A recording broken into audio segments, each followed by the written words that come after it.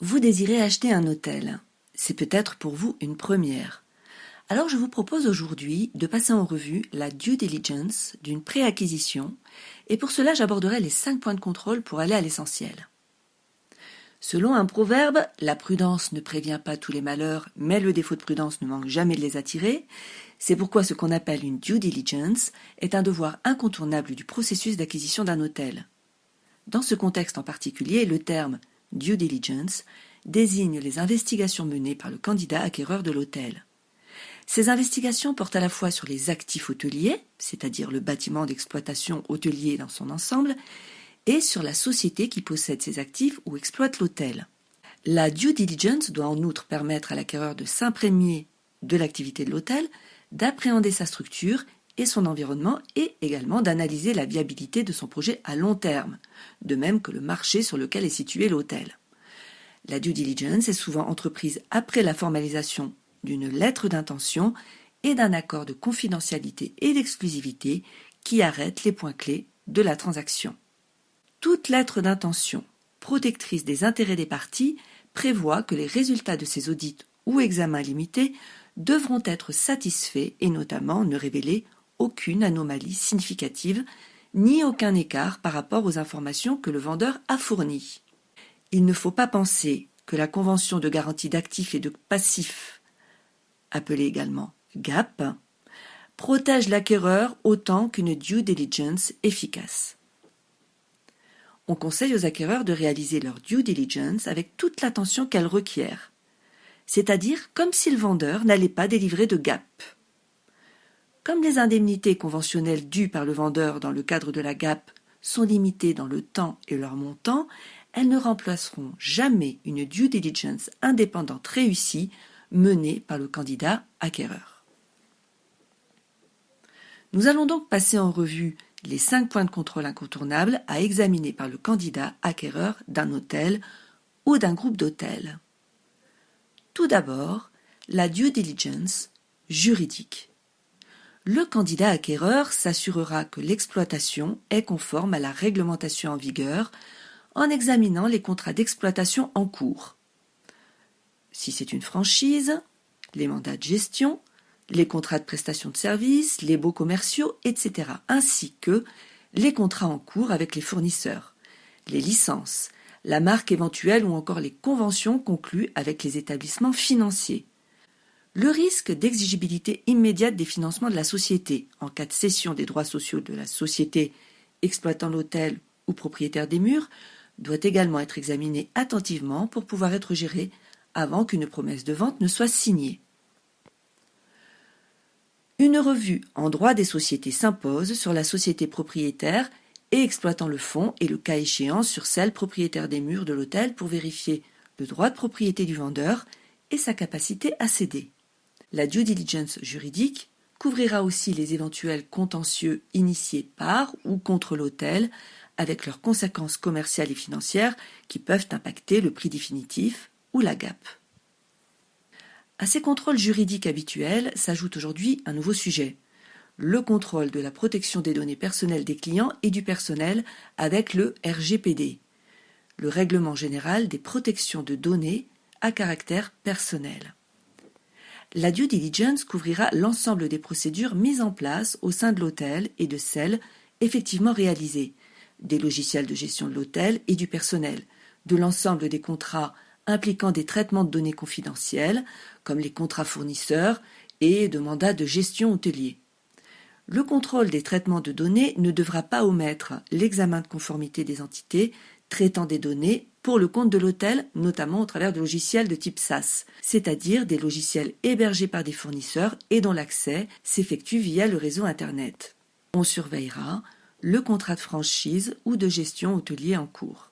Quand la société exploitant l'hôtel a conclu un contrat de gestion avec une enseigne hôtelière, l'acquéreur examinera attentivement l'historique des relations avec l'enseigne et les investissements réalisés. Il y a souvent des clauses imposant l'accord préalable de l'enseigne hôtelière à la cession de contrôle de la société ou bien du fonds ou des murs. Enfin, si le candidat acquéreur souhaite mettre fin de façon anticipée au contrat, il faudra en évaluer le coût et les modalités. Le juriste assistera son client sur l'approche pragmatique à mener avec l'enseigne hôtelière à cet égard. Souvent, l'approche directe est la meilleure. Les mêmes réflexions s'appliquent aux contrats de franchise hôtelière ou d'adhésion à des réseaux de type hôtelier. On anticipera le bail commercial hôtelier et son renouvellement avec son loyer déplafonné. Ici, le recours à un expert judiciaire et à un juriste expérimenté sur la valorisation du loyer peut s'avérer judicieux, avec un examen attentif du CAPEX, si possible, et du bail, au regard, encore, de la réglementation en vigueur pour éviter les mauvaises surprises sur les conditions financières du renouvellement du bail hôtelier, du fait du statut monovalent du bâtiment avec un loyer déplafonné. Un écart trop important entre le loyer indexé en cours et celui du bail renouvelé peut en effet obérer la rentabilité de l'hôtel et donc automatiquement se répercuter sur la négociation du prix de vente. Abordons à présent la deuxième partie, qui est la partie exploitation opérationnelle de l'hôtel. Le candidat acquéreur devra appréhender toutes les caractéristiques opérationnelles de l'hôtel et son positionnement sur le marché. Il portera son audit non seulement sur les caractéristiques de la clientèle existante, mais également sur sa résilience, la contribution de chacun des segments, loisirs, affaires, individuels, groupes, et le rapport poids-coût de chacun des canaux de distribution dans la commercialisation des chambres et la structure du chiffre d'affaires.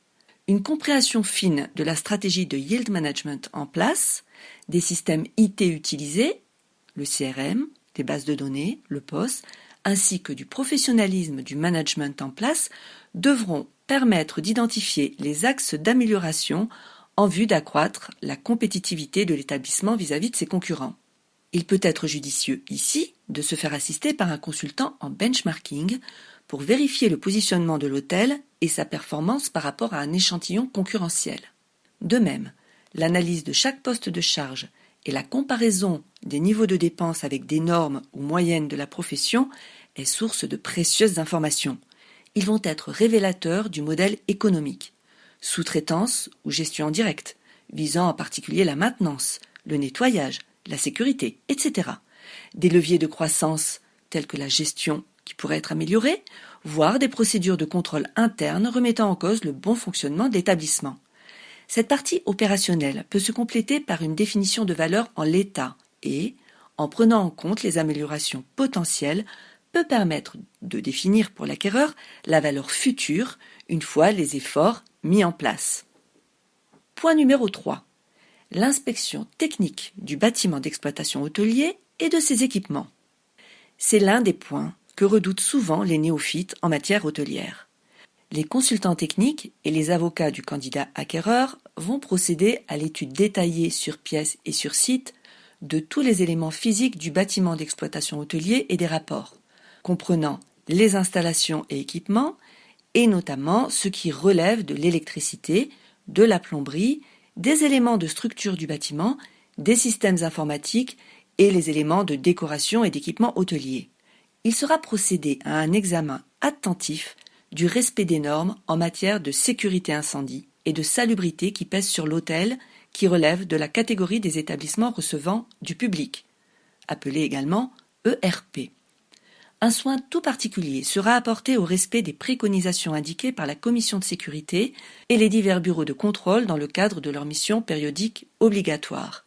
Enfin, la due diligence peut permettre en amont de la transaction de vérifier la capacité ou non de rénover ou d'étendre la capacité hôtelière au regard des règles d'urbanisme en vigueur. Si une due diligence fait apparaître le besoin de travaux de mise en conformité, et notamment ceux éventuellement prévus par un ADAP, qui est un agenda d'accessibilité programmée, leur coût financier incombera en principe au vendeur. Ceci dit, c'est un point à négocier toutefois. Il reste la question à trancher. Quelle partie va les faire réaliser et selon quel calendrier ? Si c'est le vendeur, cela peut introduire un délai supplémentaire significatif pour la signature de l'acte de cession définitif. Abordons à présent le point 4, la fiscalité, les finances et la comptabilité de l'hôtel. La due diligence permettra en premier lieu de vérifier si l'hôtel est à jour de ses obligations fiscales et en second lieu évaluera les risques fiscaux de l'exploitation hôtelière antérieure par l'examen des diverses obligations déclaratives qui ont été effectuées. L'étude fiscale et comptable de l'hôtel et ou de la société d'exploitation ou encore du groupe d'exploitation hôtelier va permettre d'arrêter notamment le montant de la GAP, le schéma d'acquisition ainsi que le calendrier et la structuration de cette opération. Cette partie de la due diligence exige une étude approfondie, notamment des pièces comptables et des liasses fiscales de l'activité, mais aussi de la documentation juridique afin d'en apprécier la cohérence financière. La vérification des chiffres d'affaires et des résultats déclarés permet à cet égard de contrôler l'absence de risque de redressement fiscal en matière de TVA ou d'impôt sur les sociétés. La due diligence permettra aussi d'assurer à l'acquéreur que les comptes sont sincères et que l'hôtel ne se trouve pas dans une situation financière précaire. Elle garantit enfin que la cession ne sera pas remise en cause dans le cadre de la lutte contre le blanchiment d'argent. Le candidat acquéreur va examiner les charges d'exploitation et leur pertinence au regard des ratios habituels constatés en matière hôtelière, ce qui donne également un bon indicateur des conditions de gestion de l'hôtel. Enfin, la due diligence, comptable et financière, constitue une analyse essentielle pour apprécier la pertinence du prix d'acquisition envisagé au regard de la valeur comptable des actifs ou des titres acquis. À cet égard, il faut être vigilant sur le cut-off s'il est établi.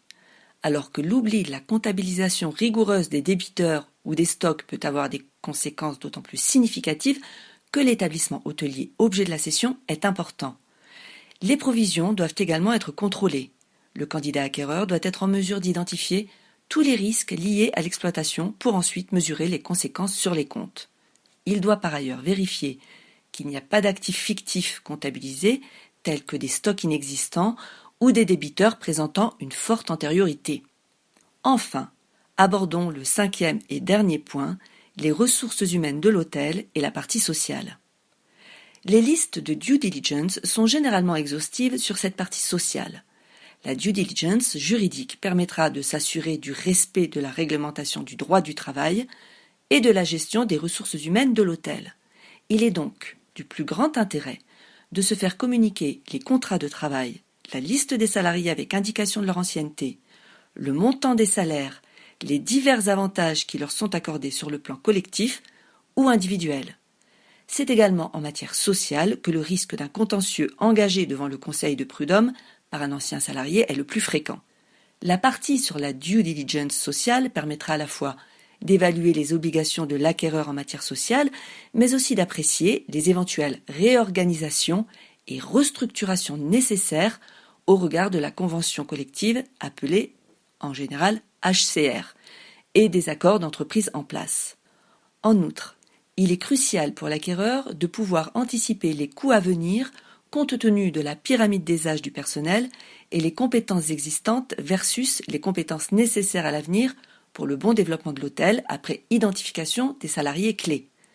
Le candidat acquéreur est invité à analyser le positionnement des emplois dans les classifications de la convention en vigueur, l'égalité homme-femme, les contrats de sous-traitance, pour des activités de nettoyage par exemple, la fréquence d'appel à des CDD d'usage, quand il y a des extras, et les risques de requalification.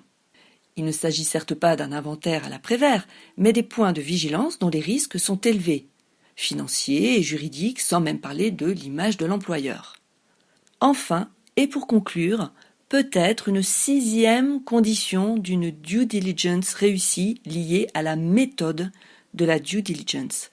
Une bonne coordination de l'équipe des consultants sur cette due diligence, le respect des délais et la préparation en amont de la checklist à réaliser dans un délai impératif.